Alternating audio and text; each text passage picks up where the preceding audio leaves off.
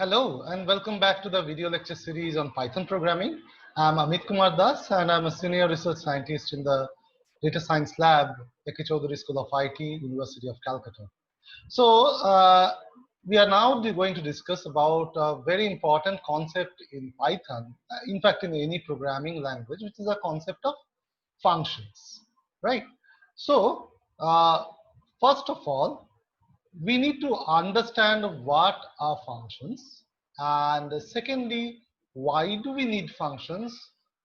Thirdly, are I mean, is it a fact that we always need functions, or are there special circumstances when we think that we need functions?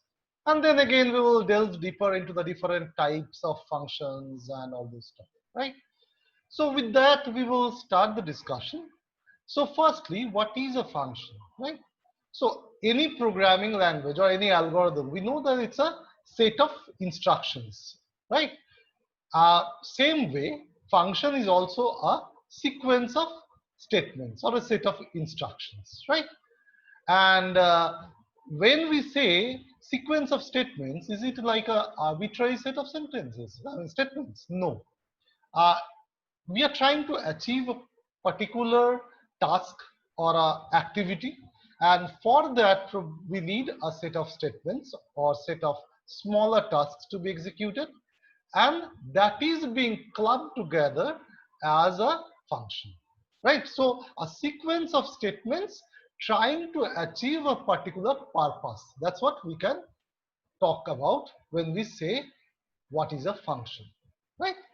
Now, why do we need functions? The first and foremost reason is definitely we want to structure the program very well. When we are trying to write a particular program, we need to structure it in such a way that it is readable, right? Whenever somebody new comes to, see the program, either to change it or whatever is the reason, he or she needs to understand the flow of the program. So that is being helped when we implemented functions. The programs become much more well structured when we implement in the form of functions, because we are logically grouping the high level tasks. That's one. Another very important thing is reuse of code. So basically, say for example, we want to do a particular task over and over again. So if we don't use functions, what we have to do is, say for example, that task needs some 10 lines of code to be done, right? So wherever, say we need to do that task for 10 times in the program.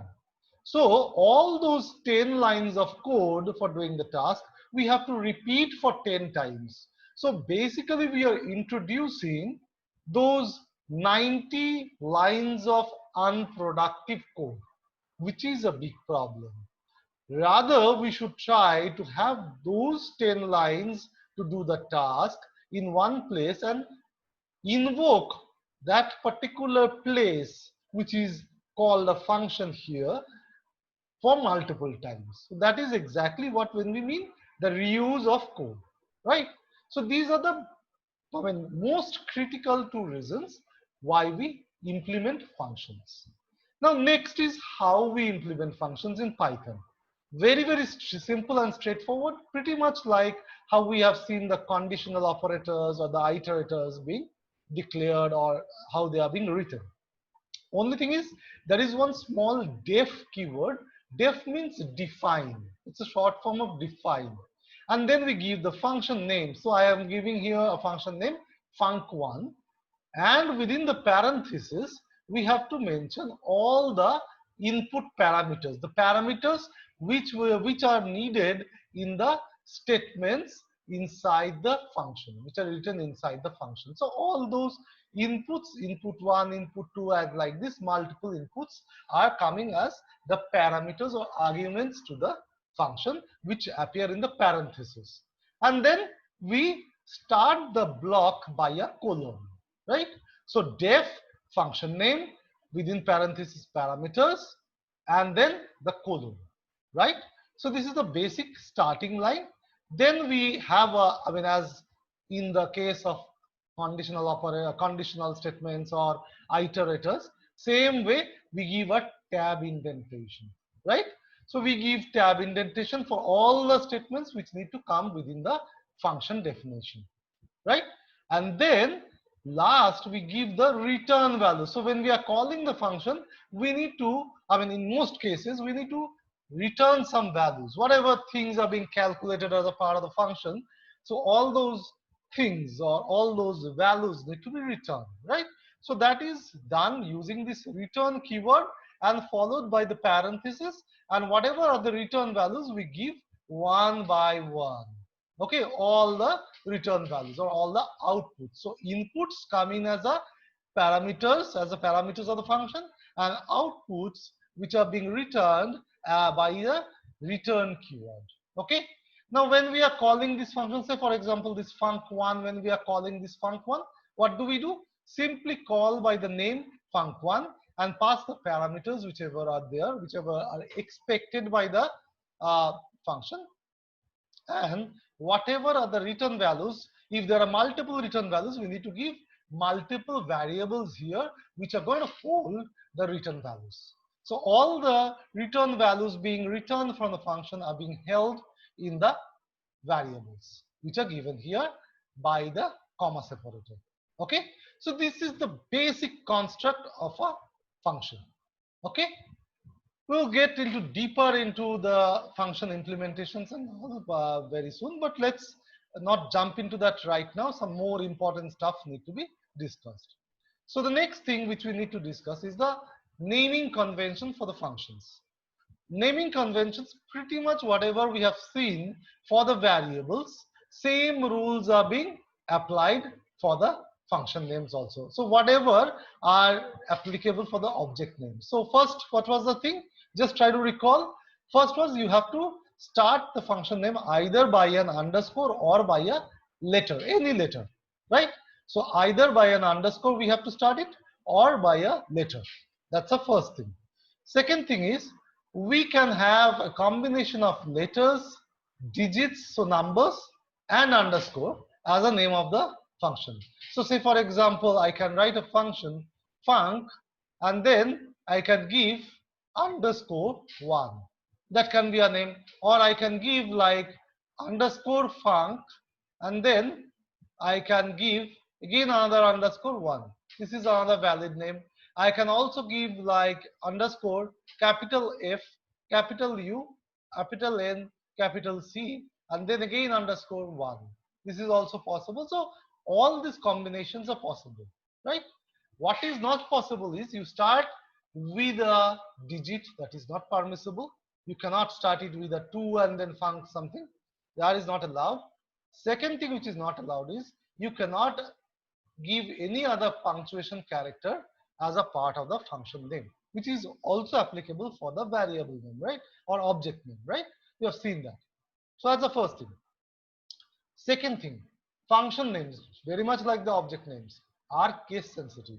So if we name a function func, capital F U N C 1, and if we name another function, say FUNC1, all in small, this is pretty much allowed. We can definitely do that, and they will be treated as different functions.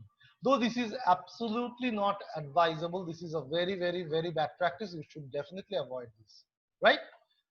Third thing, you should not use any reserved keywords like, say, for example, return, right? You cannot name a function named return, or you cannot give a function name, say, for example, break, right? Break is a keyword, right? You should not give all those names.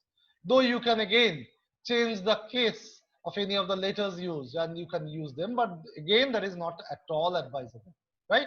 So these are some of the naming conventions, or other not naming conventions, some rules related to the naming of the functions. Next, another very important factor is while defining the functions, you should definitely give those parentheses. So func1, and then you should definitely give the parenthesis and then you give the colon. Even if you don't need a parameter input, you should still have the parenthesis in the name, I mean in the declaration of the function, right? Or rather definition of the function, right? That's a very important thing. Fourth, conditionals and iterators. The statement block must be preceded by a colon. Like the conditionals and iterators in a function also, the statements should be preceded by a colon. That's what we already discussed, this thing, right? A colon should precede the statements. And I think which is not written there, that indentation, one tab indentation is also very much required by the function definition, right? So these are the basic rules regarding the function definitions. Now coming to the next very important topic, do we always need functions, or when do we need functions to be defined? First of all, when we are trying to group together a set of statements which are related structurally or functionally. I think it's written here only structurally, but even I should add functionally. If we are trying to implement a particular function, so all the necessary statements should come together, right? So structurally as well as functionally, right? So that is one. And another one, I think we have already talked about it, when the statements are going to be repeated multiple times, just to ensure that there is a code reuse, we have to make sure that we are using functions. Very, very important aspect of it, right? So these are when we are going to use functions. Now, when should we not use a function? Say, for example, when we have an individual print statement, or maybe one or two lines of code which are kind of different for different cases. There is no point in writing a function for it. Okay. Secondly, when there are a set of statements which are not much related either structurally or functionally, then there is no point in putting them together in a same block. Even if we need to reuse it, we should try to fragment or either divide them into separate blocks which are like logically or structurally connected, and have them as different functions. Because otherwise what happens is the basic purpose or basic objective of the function becomes very confusing. So that should be very, very clear. We should try to avoid situation where weakly connected or weakly related or unrelated statements are put together in a particular function. This kind of a situation we should definitely avoid, right?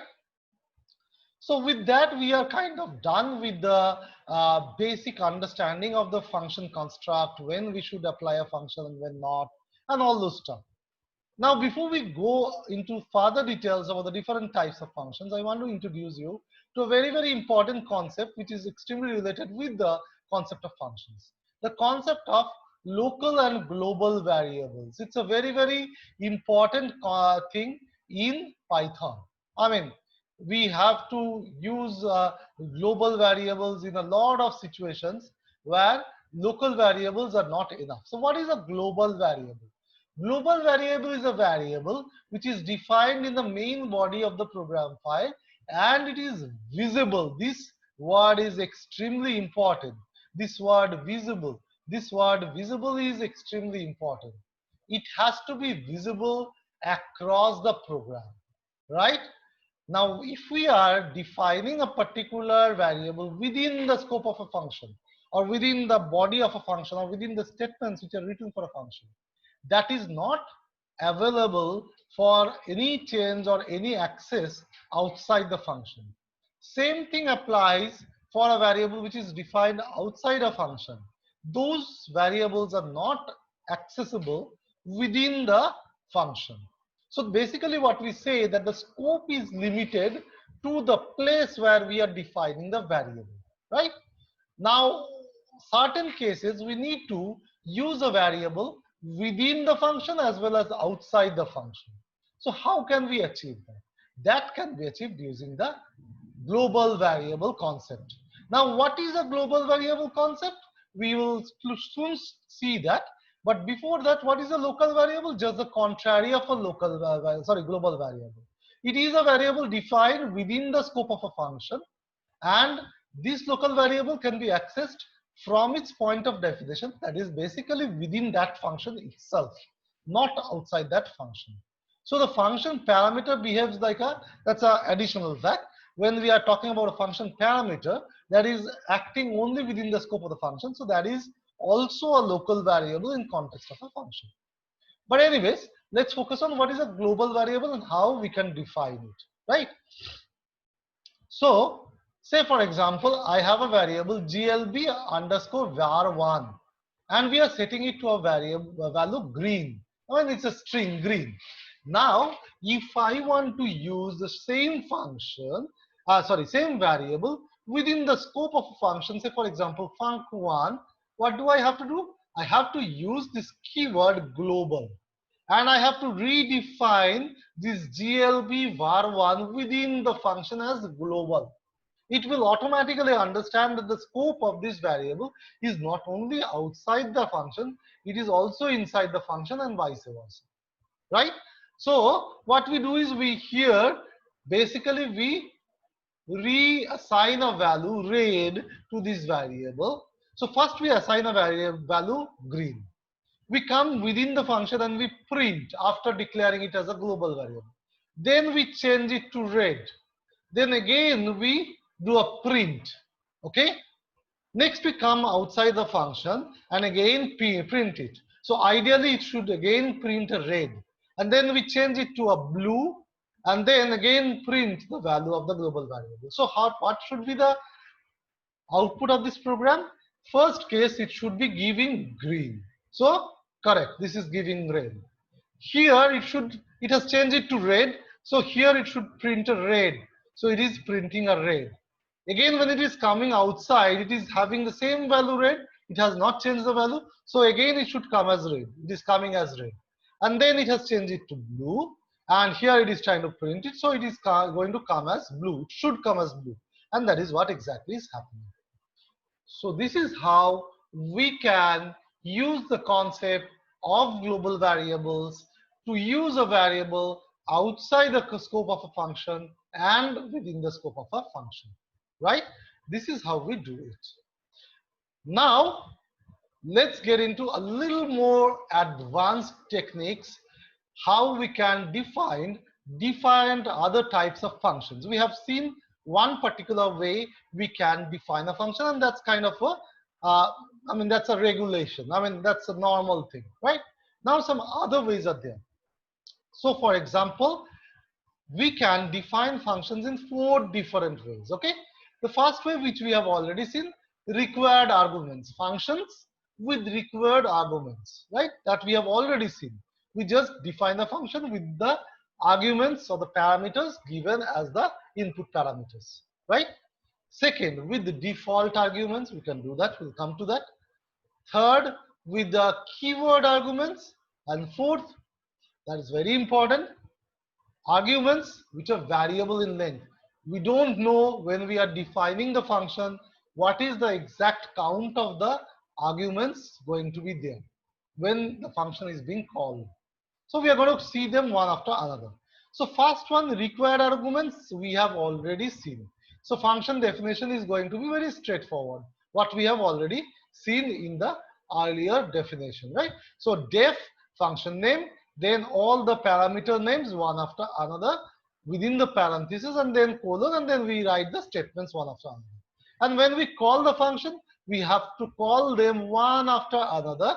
We have to give a value for each of the parameters, and we have to give the values in the exact sequence that it is defined. We cannot mess up the sequence, or we cannot change the data type of the different parameters, right?